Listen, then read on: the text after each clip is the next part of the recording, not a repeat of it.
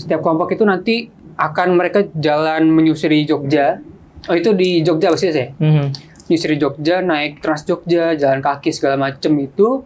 Kemudian juga kami sambil ini bersih-bersih atau yang ngambil sampah gitu. Sambil jalan, sambil mungutin sampah. Kemudian kami juga ngunjungin ruang-ruang terbuka publik di Jogja.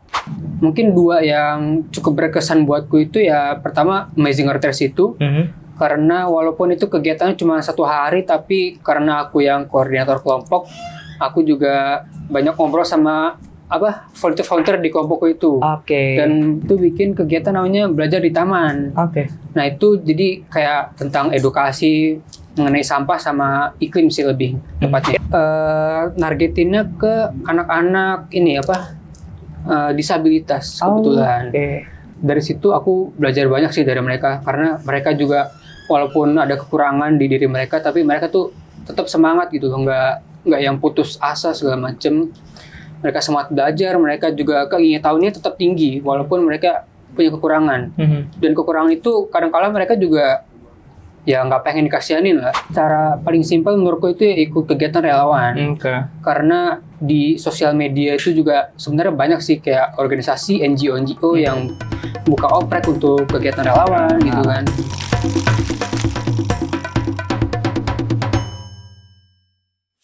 Menjadi seorang relawan tidak mengenal batas usia.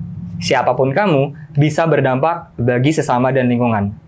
Selanjutnya bersama gue Len Wichal, dan kali ini gue udah duduk bareng Andika Dava, volunteer dari Green Welfare. Selamat sore Andika. Sore. Gimana ini kabarnya? Alhamdulillah baik. Tadi dari sini kemana dulu nih? Dari sini, dari rumah sih. Dari rumah. Dari rumah, langsung sini. Ini kan lu dikenal sebagai anak muda yang cukup aktif ya di dunia kerelawanan. Ya, bisa itu. Banyak anak muda yang masih pada mager, malas-malasan. Nah, kenapa lu mau terlibat aktif di dunia kerelawanan? Aktif di dunia kerelawanan itu bisa dibilang awalnya itu ini ada sedikit banyak pengaruh dari temanku sih. Jadi temanku itu sebut aja namanya Abi lah ya. Nah dia itu orang yang sangat sibuk menurutku. Dalam artian dia itu sibuk organisasi, komunitas, dia juga anggota pramuka, dan juga sibuk dalam hal-hal kayak kegiatan relawan gitu. Ini Abi itu teman kampus? Teman kampusku di UGM, satu jurusan dia. Nah dia itu juga, dari dia aku juga mulai ikut terjun di kegiatan-kegiatan relawan itu. Dan dia juga ada komunitas namanya Pedestrian Jogja. Dan itu aku ada masuk di dalamnya jadi anggota juga. Nah di dalam komunitas itu tuh kami juga sebenarnya jadi pengurus atau yang membuat kegiatan-kegiatan yang basisnya volunteer. Jadi kami kayak narik orang gitu buat ada oprek yang untuk narik volunteer ikut kegiatan yang kami buat. Itu sih. Berarti selama kamu ikut kegiatan kerelawanan itu dari kuliah ya? Aku tuh mulai ikut temanku ini tuh sejak tahun mungkin aktifnya 2022 sih. 2022. Dari 2022 sampai 2 tahun sekarang. Gerakan atau kegiatan kerelawanan apa nih yang pernah kamu gelutin? Kegiatan relawan ini yang aku ikut relawan dan juga yang aku dan komunitasku buat kegiatan relawan ya. Yang mungkin beberapa aja yang cukup berkesan buatku itu, yang pertama ada namanya Amazing Earth Race. Ngapain tuh? Itu komunitasku kolaborasi sama organisasi namanya Teens Go Green. Nah itu mereka basisnya Jakarta, tapi mereka waktu itu ke Jogja dan kami bikin acara Amazing Earth Race itu. Jadi di dalam kegiatannya itu nantinya kami narik volunteer relawan untuk kemudian mereka dibagi dalam 5 kelompok, dan aku itu salah satu koordinator kelompoknya. Dan setiap kelompok itu nanti akan mereka jalan menyusuri Jogja. Oh itu di Jogja pasti ya? Nyusuri Jogja, naik Trans Jogja, jalan kaki segala macem itu. Kemudian juga kami sambil ini bersih-bersih atau yang ngambil-ngambil sampah gitu. Oke. Sambil jalan sambil mungutin sampah. Kemudian kami juga ngunjungin ruang-ruang terbuka publik di Jogja.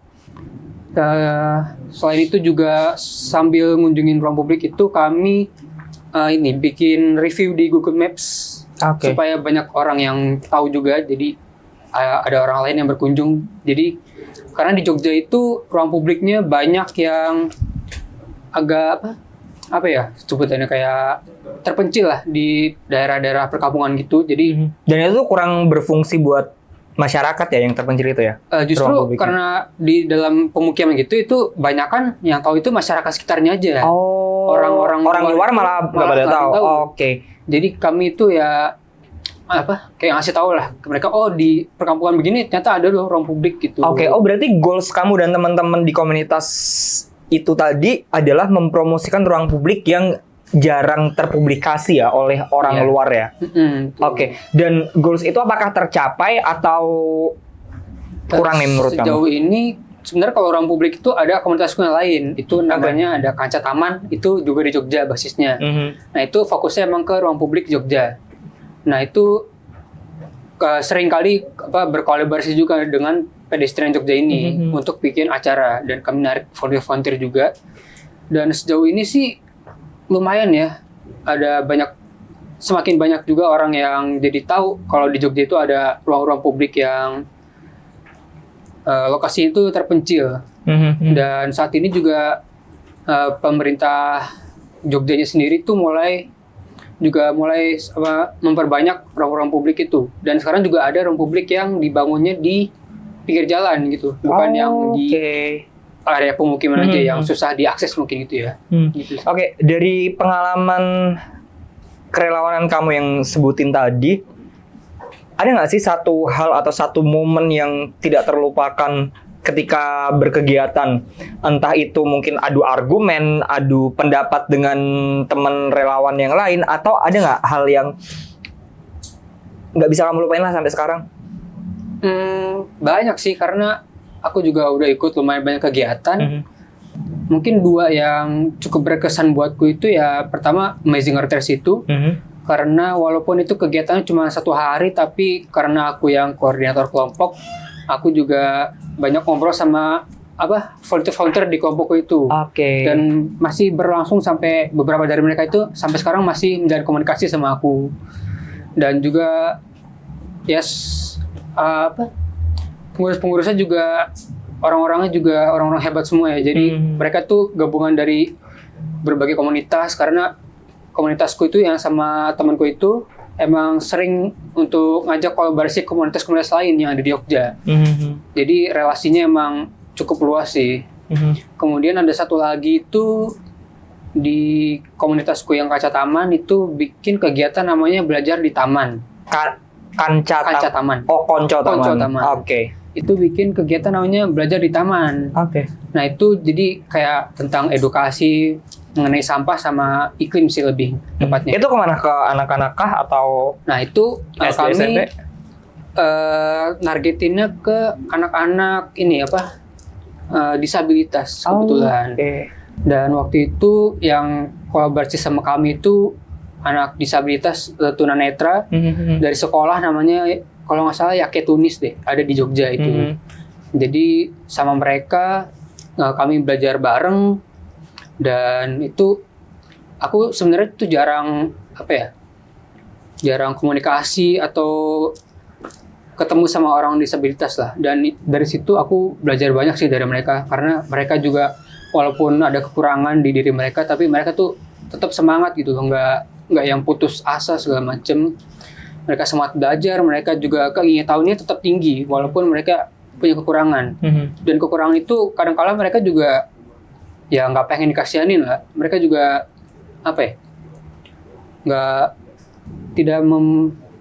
dari kekurangannya itu mereka tuh diubah jadi kelebihan. Itu sih, itu buat aku berkesan sekali. Karena dengan disabilitas tunanetra itu. Oke, yang ngebikin kamu bertahan sampai sekarang jadi relawan itu apa sih, Dik? Yang bikin aku bertahan itu sebenarnya simpel sih. Untuk aku atau siapapun yang mau memiliki kontribusi untuk masyarakat, untuk lingkungan, untuk segala macam, itu sebenarnya cara paling simpel menurutku itu ya ikut kegiatan relawan. Karena di sosial media itu juga sebenarnya banyak sih kayak organisasi NGO yang buka oprek untuk kegiatan relawan gitu kan. Dan salah satunya yang turun tangan juga pernah buka oprek dan aku pernah ikut. Dan jadi relawan juga itu membuat hidupku jadi lebih bermakna gitu lah. Oke, dan itu yang bikin kamu bertahan ya? Bikin aku bertahan sih. Karena kamu merasa dapetin makna dengan kegiatan kerelawanan, dan ya kamu masih aktif dengan kegiatan kerelawanan di luar sana gitu ya? Masih, karena dari Jogja aku pindah ke Jakarta juga aku tetap join di NGO yang basisnya tuh relawan sih. Jadi masih lanjut. Dik, cara kamu bagi waktu, dulu kan berarti dari kuliah sampai sekarang ya? Cara kamu bagi waktu antara kuliah, belajar dengan kegiatan kerelawanan tuh gimana tuh tipsnya? Aku kan aktif itu mulai 2022 ya. Dan itu aku semester berapa ya? Sekitar semester 5 atau 6. Oh, pertengahan ya? Pertengahan. Nah itu sebenarnya kalau kegiatan relawan kan waktunya nggak nentu ya, bisa kapan aja. Dan biasanya emang kami bikin kegiatan yang basisnya volunteer gitu, atau aku ikut kegiatan relawan, itu aku nyarinya yang biasanya di waktu-waktuku yang kosong, kayak misalnya weekend sih, kebanyakan.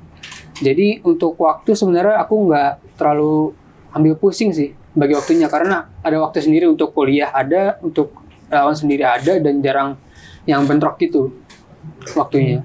Berarti kamu tipikal orang yang istilahnya sudah pandai untuk mengatur waktu, gimana time management diri kamu itu kamu udah bisa ya? Oke, tadi kamu mention pernah terlibat sebagai volunteer di turun tangan dan pejuang. Aku kenal Dika ini dari kegiatan Gatnas turun tangan di Jogja. Dika ini salah satu volunteer di sana. Tadi dibilang mengenal turun tangan dari sosial media ya. Nah, kesan kamu selama jadi volunteer di kegiatan Gatnas turun tangan kemarin tuh apa tuh kesannya? Kesanku, aku seneng sih kerja sama dengan turun tangan sebagai volunteer, dan kebetulan kalian juga yang jadi koordinatorku di divisi media waktu itu, dan ya kerjanya itu asik aja, nggak yang terlalu kayak ribet atau yang bukan sepaneng apa ya namanya, kayak apa ya, misalnya kerja keras sebagai kuda gitu ya? Iya, pokoknya santai tapi ya kerja lah, santai tapi kerja gitu. Dan volunteer-volunteer lain atau yang dari turun tangan Jakarta yang datang ke sana juga semuanya baik, bisa bekerja sama dengan baik. Kegiatannya juga seru, waktu itu 3 hari kalau nggak salah ya, 3 di Jogja itu sih. Dan kamu dapetin banyak relasi dong dari luar daerah Jogja dong, itu yang paling penting. Itu relasi itu salah satu alasanku yang jadi untuk bertahan di kegiatan-kegiatan relawan sih. Oke. Dik, ini kan kamu udah lulus dari UGM nih, Universitas Gadjah Mada. Planning selanjutnya mau ngapain nih? Kalau boleh tahu. Kok selanjutnya aku kan dari Jogja pulang ke Jakarta itu emang pengen nyari kerja di Jakarta. Mungkin kerjaanku yang masih hubungan dengan relawan, kayak gabung di NGO, atau misalnya jadi jurnalis gitu. Itu sih. Berarti planningnya pengen kerja di dunia kerelawanan atau NGO gitu ya? Iya. Dalam bidang kayak lingkungan, atau karena aku kan komunitasku itu geraknya lebih banyak di lingkungan, kayak isu-isu sampah gitu, atau enggak kayak ruang publik sih. Dan kamu interest dan passion ke situ gitu? Iya, lebih ke situ.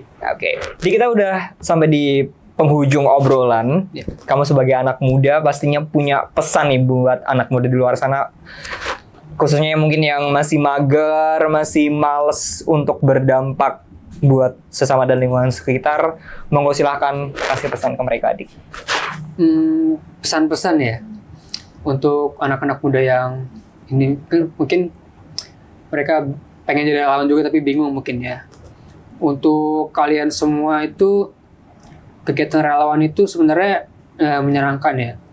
Karena dengan kita ikut kegiatan relawan itu, banyak pelajaran yang akan kita dapat, banyak relasi yang kita dapat juga.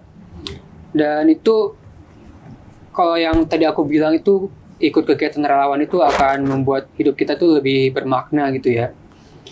Dan ya banyak kok di media sosial kegiatan-kegiatan relawan yang mereka buka oprek untuk menjadi volunteer di kegiatan mereka. Itu bisa banget kalian coba dan ya harus dicoba sih. Karena minimal 1 kali seumur hidup itu kalian harus merasakan untuk menjadi relawan. Ya itu sih dari aku. Oke, mantap, luar biasa. Andika, thank you udah mampir ke podcast Pejuang khususnya di segmen Swantete. Sama-sama. Semoga cepat dapat pekerjaan yang diinginkan, yaitu Amin, di NGO, dan sukses terus buat aktivitas selanjutnya. Siap. Oke Pejuang, itu tadi ngobrol santai bersama dengan salah satu anak muda yang sangat aktif di berbagai kegiatan kerelawanan. Tetap pantengin podcast Pejuang karena Swantete next episode pasti akan ada narasumber menarik dan inspiratif lainnya. Pejuang bukan, hadapi!